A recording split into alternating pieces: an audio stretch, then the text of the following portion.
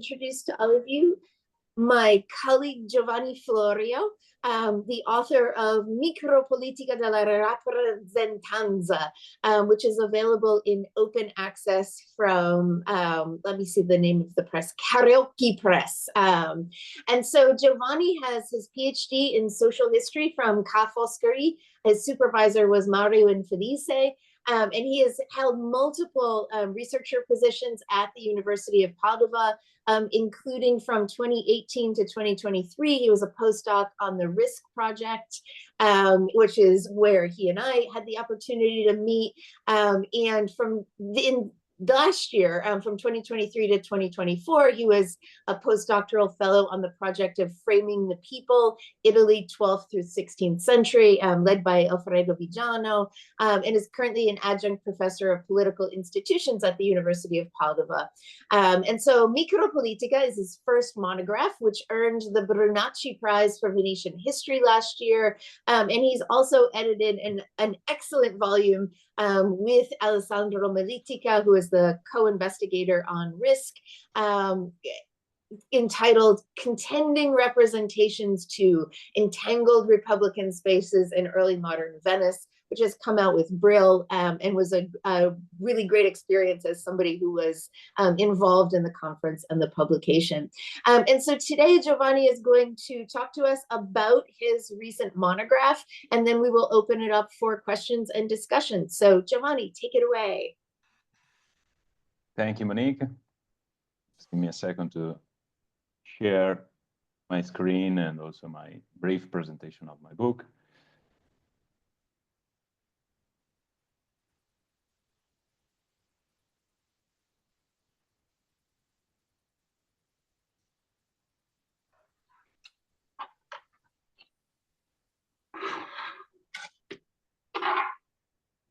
Okay.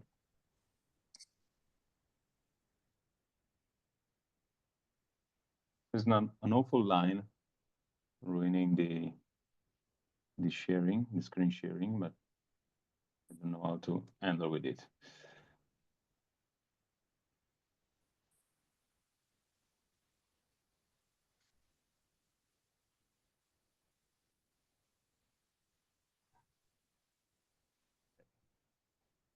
So thank you, Monique, and thank you, Brian, Alexander, for this kind invitation, and thank you all for being here today. It's a great honor for me to address this e-public of letters and introduce my book for the very first time to an English-speaking audience. So I'm a little bit nervous about that, but. And before starting my presentation, I must apologize since my English is not fluent as it should be, but trust me, I will do my best to be comprehensible, and if not, please don't hesitate to ask. I'm here to ask your questions. So, as I'm a newcomer to this e-public of letters, I believe it's fitting to introduce not only my book, but also myself, or myself through my books, or vice versa, as you prefer. And fortunately, the structure of and the genealogy of this book allows me to do so. As Micropolitica della rappresentanza gathers results from several research I did over the last 10 or 12 years. The main core of this book is given by a deeper thinking and rewriting of my PhD thesis, which I defended in 2014 at the University of Venice, as Monique has already said, under the supervision of Professor Mario Infelice, but also with the informal guidance of Alfredo Vigiano and Professor Claudio Povolo, who along with Mario Infelice, played a crucial role for my early development as a historian. But of course, I take the full responsibility about what is written in this book. My doctoral research started as as an exploration of political communication in Venice during the Venetian interdict crisis of 1606-1607. So it followed the path of Filippo de Vivo's seminal work about information and communication in Venice. However, after a few months of intense archival research, my doctoral research evolved into an investigation of political representation and political representatives in early modern Venice. The research and also this book focused on the formal and informal institutions adopted by the Venetian subject communities to represent themselves and their interests towards their dominante, towards Venice, toward the city-state of Venice as aristocratic city-state republican system. The interdict crisis, while still significant and still considered in my thesis, became just a case study illuminating the long-term dynamics of political representation from the early 15th century to the late 17th century. And this approach is also mirrored as well in this book, where the interdict crisis serves as culminating case studies summarizing theoretical concepts and practical aspects of political representation that are examined in the early chapters of my book.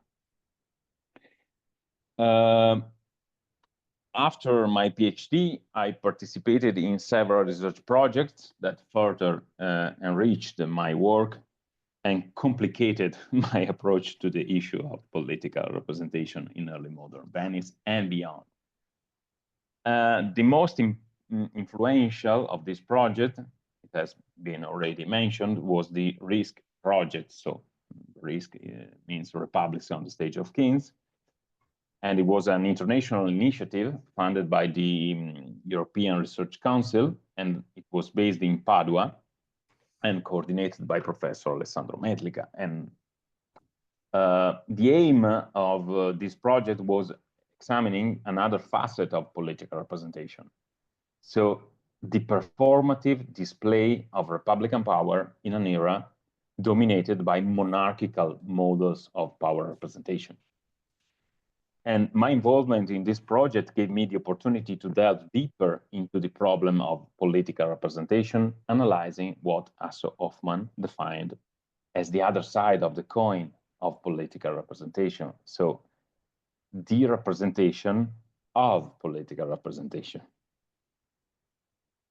Within the framework of the RISC project, I focus on the performative representation of Venetian subjecthood and subject representatives through art, images, rhetoric, and of course, rituals. All these themes are deeply considered in my book, which addresses both political representation and representation of politics in early modern Venice.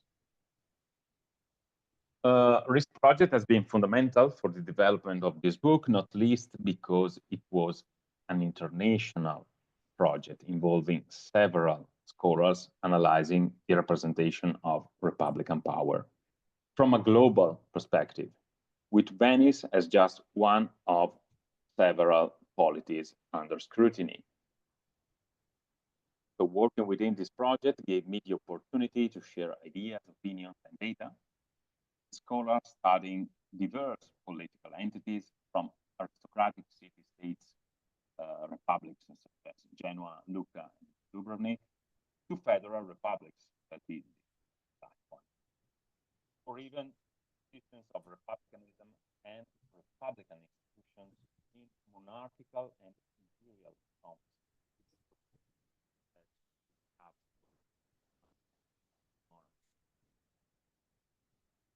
Participating in this project fostered a comparative approach. This is novel scholarship.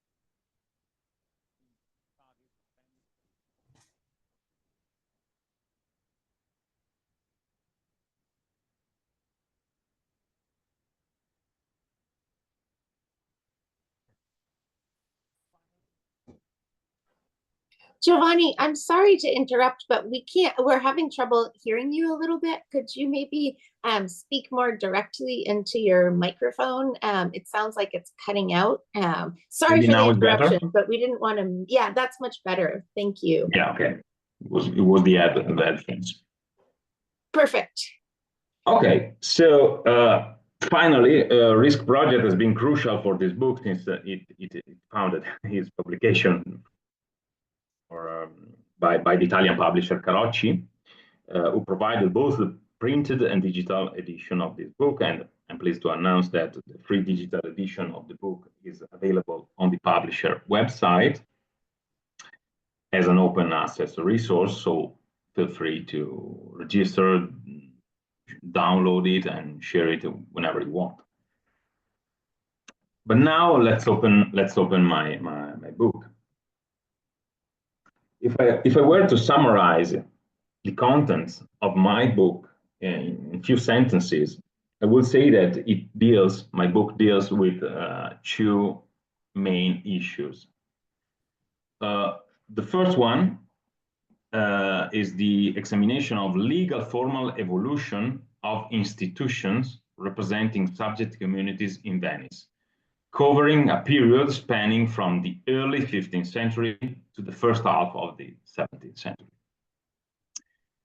Secondly, it explores the actual empirical functioning of these institutions, both in formal and informal capacities. Here, the concept of micropolitics, which I've borrowed from Wolfgang Reinhardt, proves crucial. The representation of subject communities and their interests manifested in two ways: through formally institutionalized channels, such as the Pian Collegio portrayed here, and through the presentation of petitions, and through informal yet structurally significant channels, namely the cultivation of relationships between subject communities and power holders, the Venetian patriciate. In addressing these issues, I found myself engaging with a paradigm that has profoundly shaped Venetian scholarship since the seminal studies of Gaetano Cozzi, Marino Berengo, and Angelo Ventura. This paradigm posits the existence of a sort of political and judicial separateness characterizing the relationship between the aristocratic city-state Republic of Venice and the dominion over which Venice extended its authority during the late medieval and early modern period. Constitutionally speaking, Venice was an aristocratic city-state republic ruled by a closed and almost ethnically defined ruling class, the Venetian patriciate. But throughout the Middle Ages, and again during the early Renaissance, this aristocratic city-state extended its rule over overseas and mainland dominions, each of them subjected to the urban Republic of Venice under specific conditions. The Venetian territorial state was an extremely composite polity, made up of a systematic juxtaposition of bilateral ties established throughout the centuries between the Republic of Venice, so the city of Venice, and each community under its rule. Venetian scholars emphasize the structural separateness that characterized this relationship. While submission pacts, patti d'edizione, granted subject communities substantial privileges and autonomies, they simultaneously barred local elites from joining the Venetian patriciate and participating in central government as a consequence. In other words, the Venetian Great Council Hall would never host seats for representatives hailing from the subject communities. Moreover, except for the Patria del Friuli, the Venetian state structurally lacked proto-parliamentary institutions. Local municipal councils existed and played a significant role in the state's governance, but in the Venetian context, there was nothing similar to, for instance, the French or Burgundian States General, the Spanish Cortes, or the German Diets. Proto-parliamentary institutions, so common, although challenged in other European contexts, were completely unknown in the Venetian one. Assemblies gathering together representatives of different territories, cities, communities, social classes, and political bodies simply did not exist in the Venetian context. This absence of proto-parliamentary structures and lack of political inclusion became a point of criticism in 18th century Enlightenment historiography, which linked this lack of representation to Venice's decline. In the following century, works like Scipione Maffei's Consiglio Politico were used to explain Venice's fall, to criticize its rule as tyrannical, and portray its territorial governance as completely dysfunctional. Fortunately, 20th century Venetian historiography questioned this extremely teleological understanding of Venetian history. The point was to analyze how the Venetian state functioned because of its structural separateness, rather than invoke separateness as a cause of Venice's downfall. This new perspective illuminates the complexities of Venice's governance system, moving beyond simplistic explanations of its final downfall. Given the existence of political separation between Venetian and local institutions, scholars have mostly focused on those intermediate institutions tasked with bridging the political and administrative gap between the city-state Republic of Venice and its composite dominions. Scholars have mostly focused on the Venetian institutions elected by the Great Council and sent to the dominions to represent the Venetian Republic and exert its authority.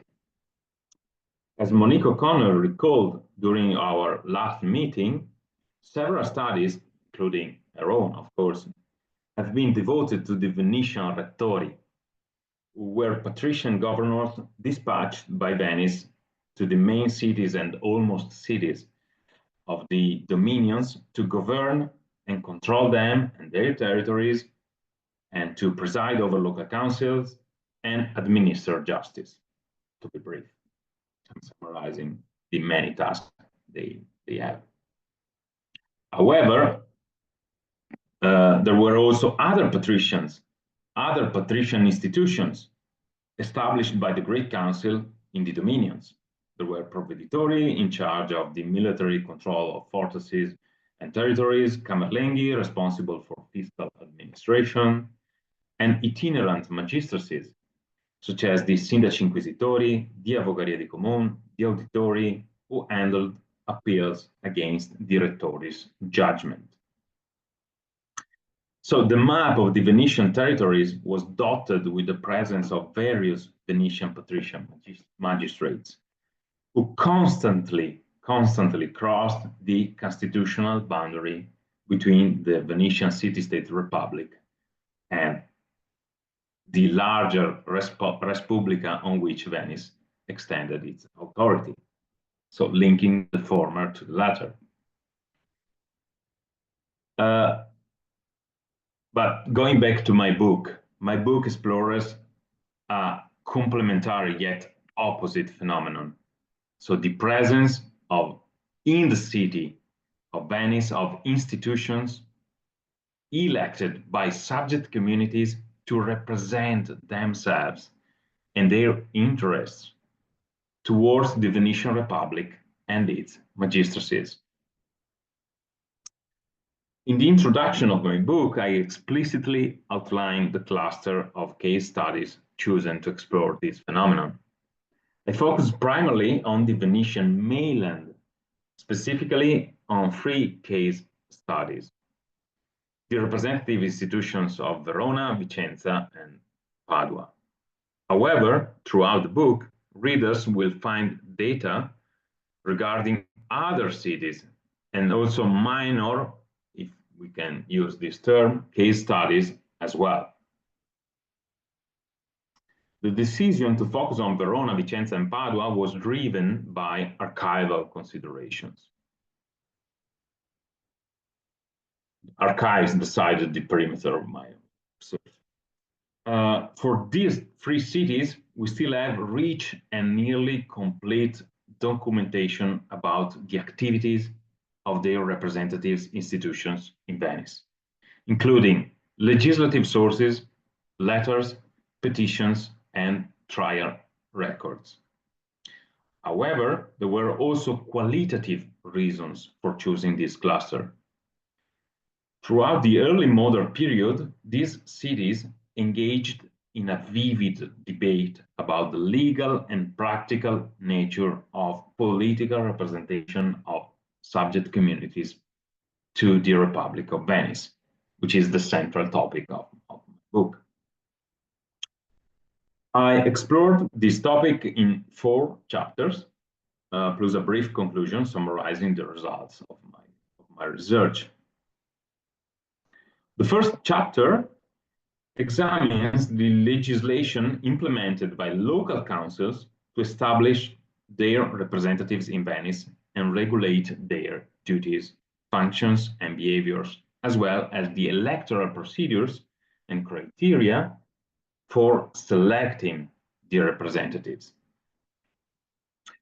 This research spans almost 3 centuries, from the early 15th century, so from the very moment in which Venice conquered the mainland, to the mid-17th century, corresponding to the final stabilization of subject representative institutions in Venice.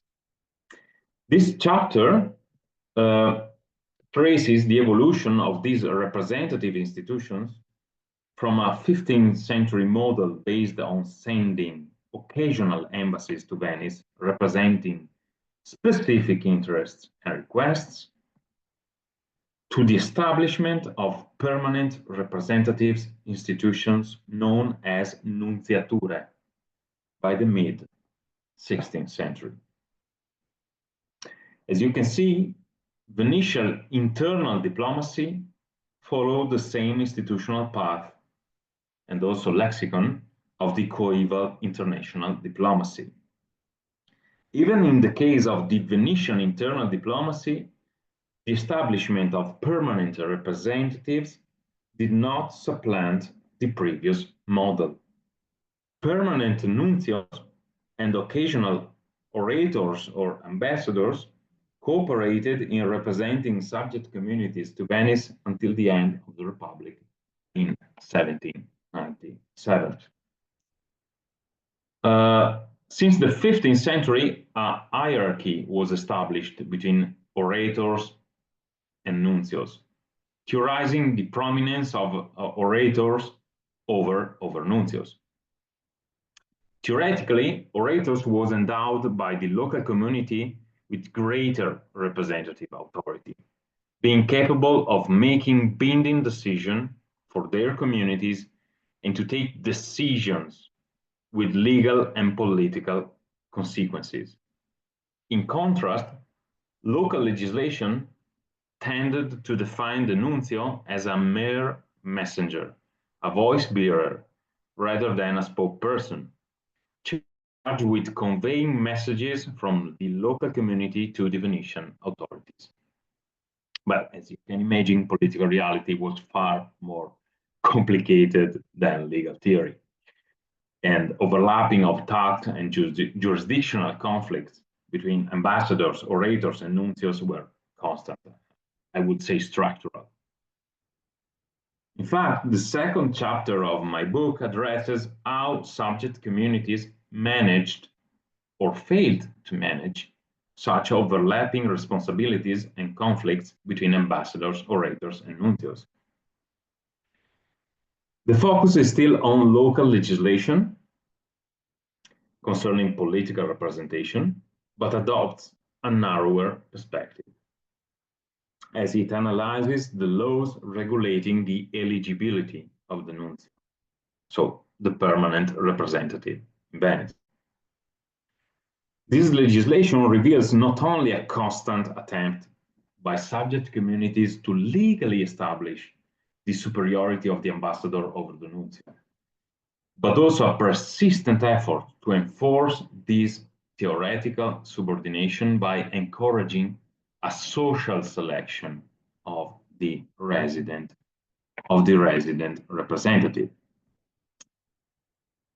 The records of the Paduan City Council offer us a striking example of this social and political engineering.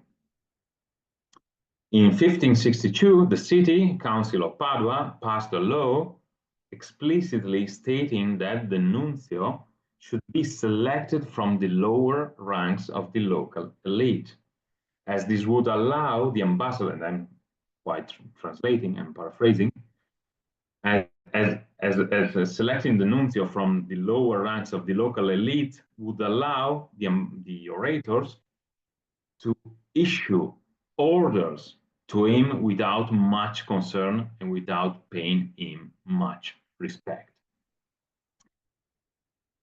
The ideal social, professional, and anthropological profile of the nuncio was fiercely debated in Padua and other subject cities of the Venetian mainland.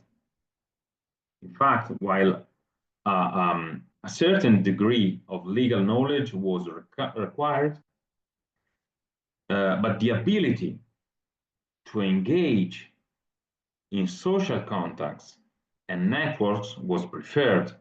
The ideal nuncio should have a network of friends and kins, amici e parenti, in Venice, through whom the community could easily gain access to Venetian magistracies and magistrates.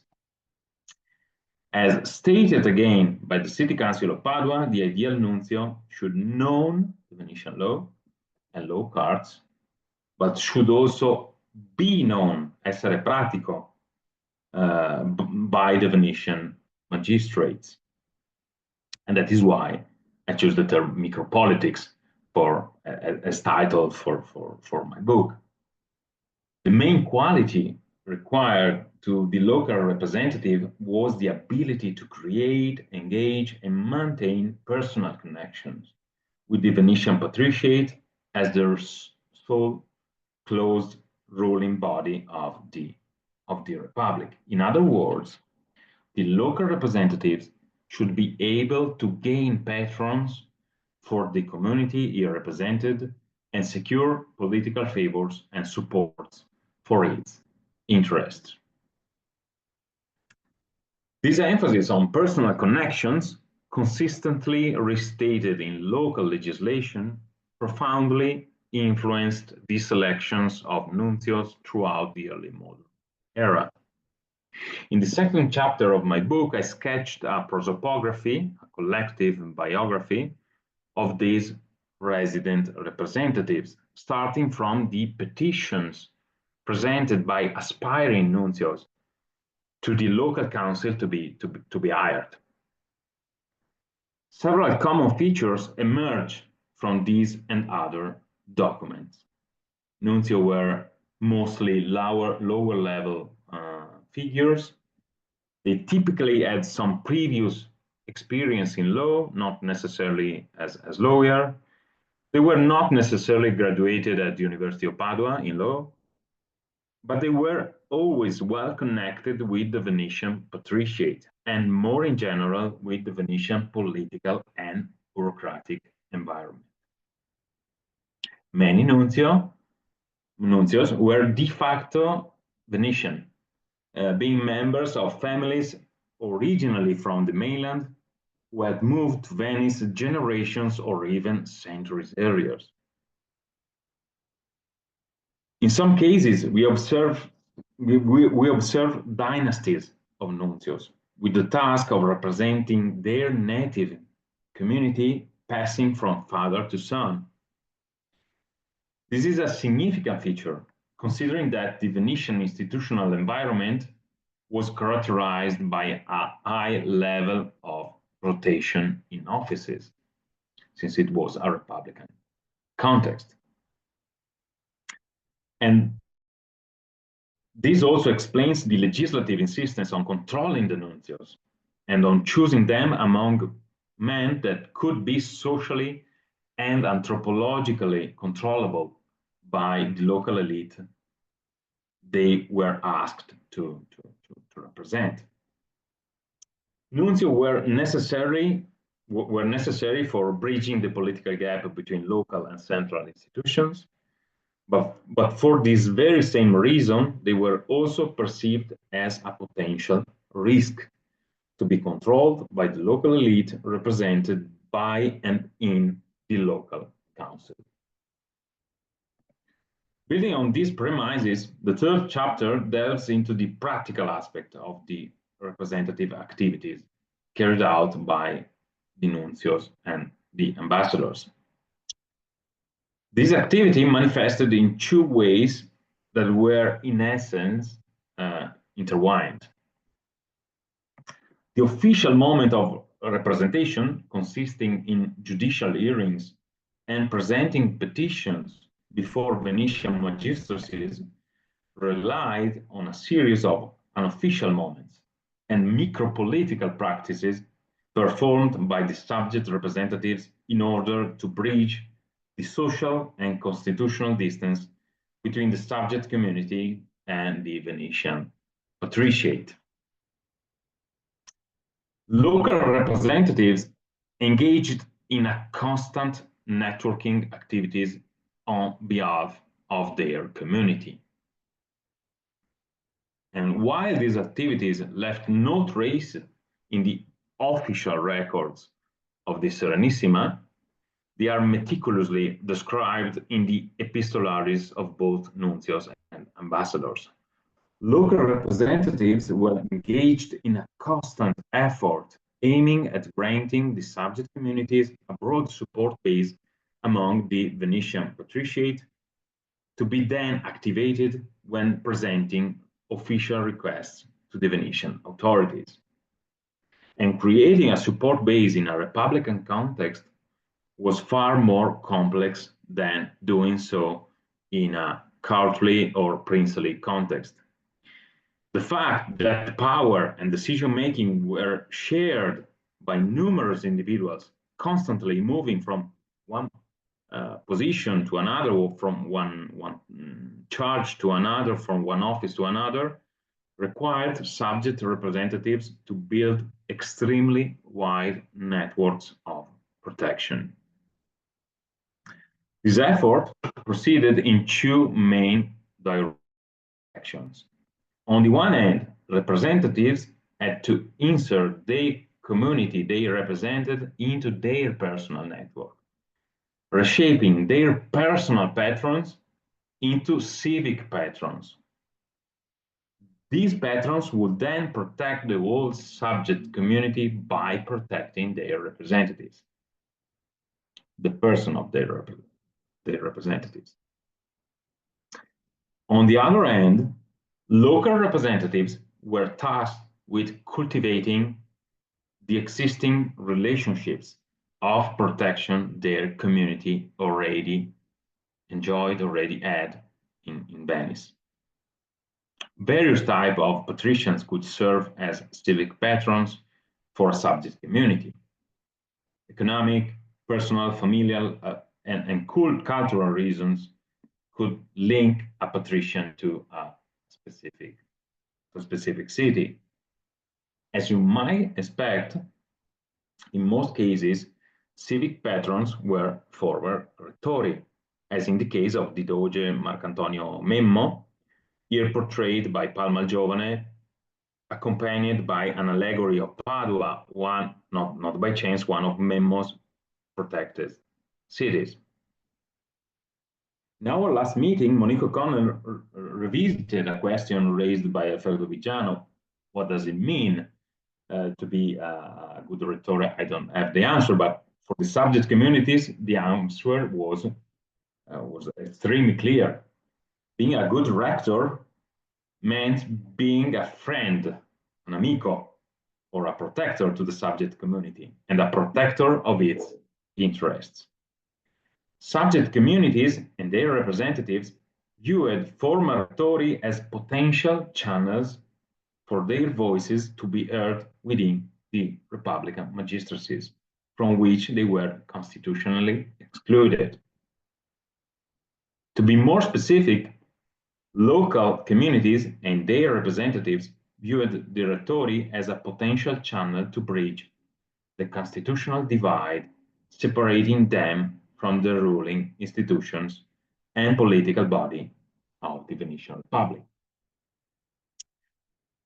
Through them, through the former rectori, local representatives aimed to make their interests represented within the patrician magistracies and influence the Republican decision-making process.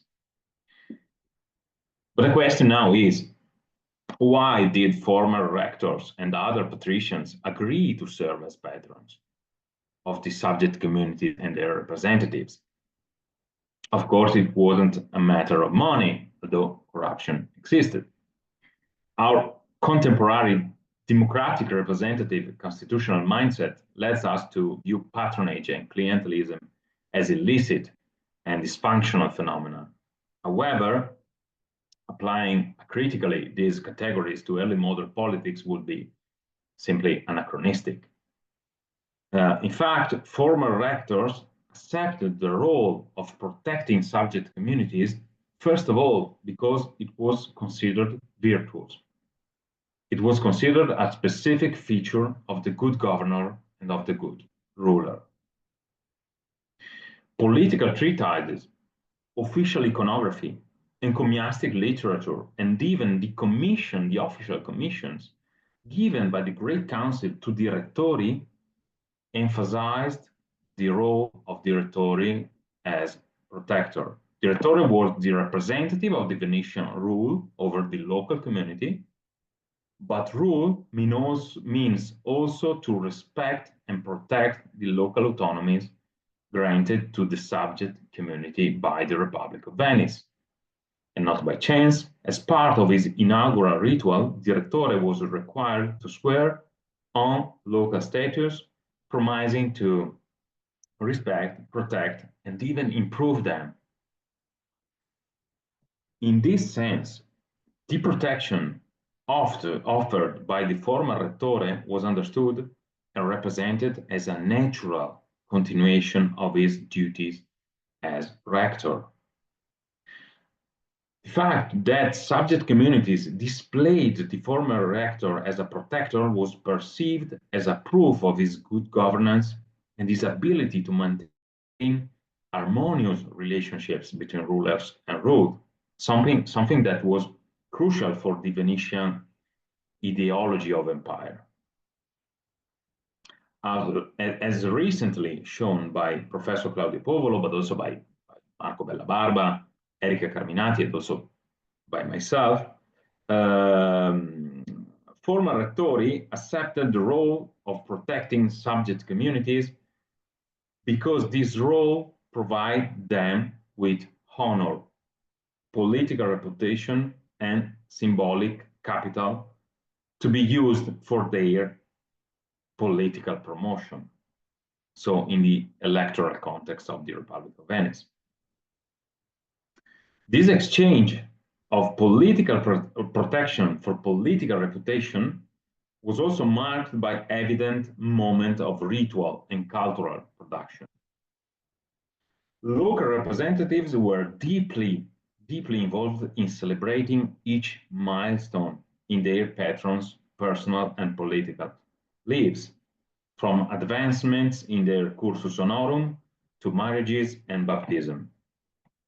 This involvement left evidence, as you can see, in cultural production from rhetoric to art.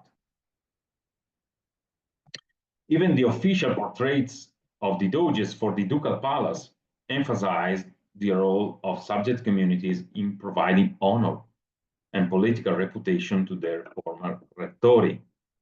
For instance, Palma il Giovane's portrait of Doge Marcantonio Memmo features an allegorical pageant of subject communities previously ruled by Memmo as rector, celebrating and pre-announcing his ducal election. Images like these raise questions about the relevance of subject communities within the broglio, so the system regulating the patrician sociability and the negotiation of electoral alliances. The fourth and final part of my book is characterized by a reversal of the previously adopted perspective, as micropolitics gives way to macropolitics. The central question becomes, how could the previously described entanglement of friendships, client-patron relationships, and particular interests reshape into something systematic, functional for the governance of the state, of the Venetian state as a whole? How and to what degree could micropolitics be functional to macropolitics? This question arises from two considerations, one theoretical and one empirical. The first one, in composite and jurisdictional states, such as Venice, the ruler's duty was specifically to balance and manage the entanglement of particular interests of the various subject bodies under its rule. More empirically, and that's the other consideration, numerous laws and acts passed by the Venetian Senate explicitly acknowledged this process of mediating between local interests. While examining the Senate's records, one finds a substantial number of laws pertaining to the entire state that were established in response to petitions and lawsuits presented and defended by subject communities through their representatives in Venice. This also occurs for constitutional reasons. The Venetian material constitution enhances the intersection between the via supplicationis, so the root of petitions coming from the dominions, and the decision-making process centered on the ducal palace and on the Senate. During the 16th century, the Bien Collegio, the magistracy responsible for drafting laws to be approved by the Senate, became also the primary recipient of petitions from subject communities and the main point of reference for local representatives' activities, both formal and informal activities. Furthermore, the Venetian electoral system favored the election to the Bien Collegio of patricians with previous experience as rettori. The importance of being rettore and civic patron for the political cursus honorum of an high-ranking patrician is recognized, as we have seen, even in the Venetian visual culture. As we have seen, it is emphasized even in the ducal portraits for the ducal palace. By designating the Bien Collegio as the main recipient for petitions, and by filling its ranks with former rettori, the Venetian constitutional and electoral system shaped the Bien Collegio into an hub for collecting local interests and reshaping them into inputs functional to the Venetian decision-making process. Through both official channels and micropolitical practices, the Bien Collegio filtered the inputs coming from the dominions, promoting those that were perceived as serving the general interest of the Serenissima and of the patriciate who embodied its rule. The interdict crisis of 1606-1607 particularly illustrates this process of selection and systematization of inputs coming from outside the perimeter of the aristocratic Republic of Venice. The final part of my book delves deeply into the formal and informal deliberation process carried out by the Pien Collegio to approve the anti-ecclesiastical legislation that would later be punished by papal excommunication and interdict. The letters of local representatives complement edited sources in demonstrating how the patrician anti-ecclesiastical faction, so the so-called Giovanni, controlling the Pien Collegio, leveraged their political and micropolitical authority. Basically, they encouraged local representatives and communities to present a huge amount of petitions against ecclesiastical property and jurisdictions. So the anti-ecclesiastical patricians were steering the Republican decision-making process, managed to make micropolitics functional to the anti-ecclesiastical macropolitics they were implementing at that time. The interdict crisis has the merit of making more apparent practices that were structural to the Venetian power system, and that can be observed also under more ordinary circumstances, which is something I actually did in my book, also to avoid the risk of falling into the hermeneutical trap of exceptionalism. So, in essence, this is my book. It addresses the topic of territorial representation in an aristocratic republic and explores political patronage and clientelism in a republican composite states. Or, to quote Giovanni Botero, it examines a state marked by a government divided in two parts, as the Venetian patricians govern themselves in one way and their subjects in another. This final mention of Giovanni Botero is not coincidental, as I'm now working on a new book about Botero's Relazione della Repubblica Veneziana, which I really hope we can discuss soon. So, thank you very much for your attention, and I'm now at your disposal for any questions or comments. Thank you so much. That was really wonderful. And I'm so happy that to hear sort of it rolled out in my native tongue, which was a great experience. And so I, as host, am going to take the privilege of asking the first question. And so my question is about representation in a methodological sense. And you explained very clearly how you and why you chose the case studies of Vicenza, Verona, and Padova.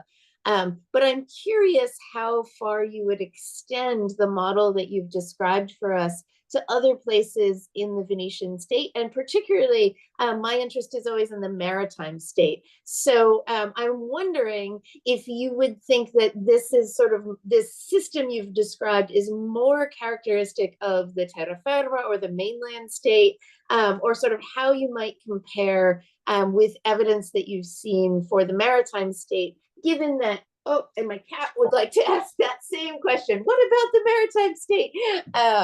And so I will turn it back over to you.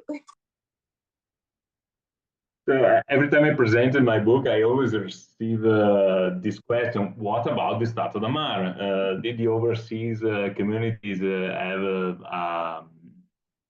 a system of political representation similar or not to those of the mainland communities? An honest answer would be, I don't know, since I don't have primary sources about on this topic, but I know the secondary sources, and what I learned from the secondary sources I read is that, of course, overseas communities have their own representatives in Venice, but the and as regards their micropolitical activities, it's absolutely comparable to that of the carried out by the representatives of the mainland communities. The main difference, in my opinion, but only an opinion, since I don't have primary sources about that, is that the main difference is regards the formal aspects of the legal formal aspects of these representation of these representatives. The feeling I have is that the resident representatives of the Stato da Terra were somehow more resident, more permanent, more structured, more formalized than their overseas counterpart. But still, it's only a feeling, of course, because I don't have data about that. One aspect it deserves to be stressed is that mainland representatives were extremely cautious in controlling each other, never mentioned the representatives of the Stato da Mar.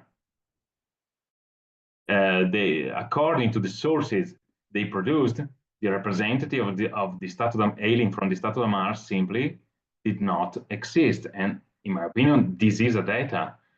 This is quite telling about the compositeness of the Venetian state, and also of the existence of different channels for governing and also for communicating with the mainland state and the Stato da Mar. Thank you. Yeah, that sort of matches what I see in my own the work on the maritime state, but it is lovely to hear you sort of have the same impression from a different perspective. Alex, I see your hand up. Go ahead with your question. Hello, thanks very much again, Giovanni. That was a really, really fascinating presentation, enormously rich. I was actually wondering whether you'd considered any parallel closer to home, as it were. Whether there was any parallel to be seen in the Venetian state's relationship with the Jewish ghetto. Although the parallel isn't exact and there were no rectors, and authority over the ghetto is divided between at least two magistratures at various points.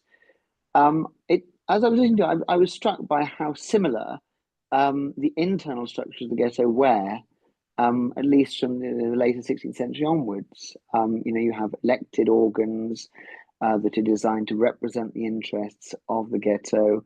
They depute certain figures regularly, not in any through any formal process, but through what appears to be a slightly informal process of selection to negotiate often with the Venetian state for the renewal of condotte or things like that. Laws or relating to, or legislation relating to the ghetto is adapted, changed in response to representations from the ghetto's representatives. And of course, you've got works, written works, which represent the Venetian state in a similar way to the way you were describing. Luzzato's Discorso really sort of jumped out at me as I was hearing this. And so I was wondering if you'd consider whether this has any merit, really, and whether these similarities are just superficial, or whether it's something that you've looked at, whether it has any potential.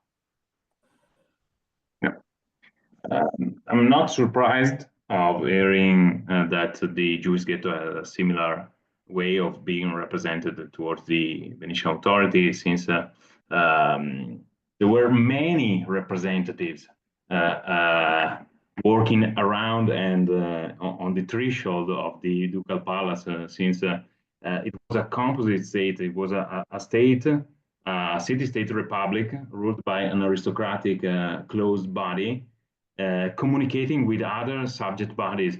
And the Jewish ghetto was just one of these many bodies that were under the Republic's control. So also the sources I mentioned, I consider for my research, they mentioned also the existence of a huge amount of representatives also, for instance, professional congregations, religious orders, not only, yes, representing also non-territorial political actors. Thanks very much.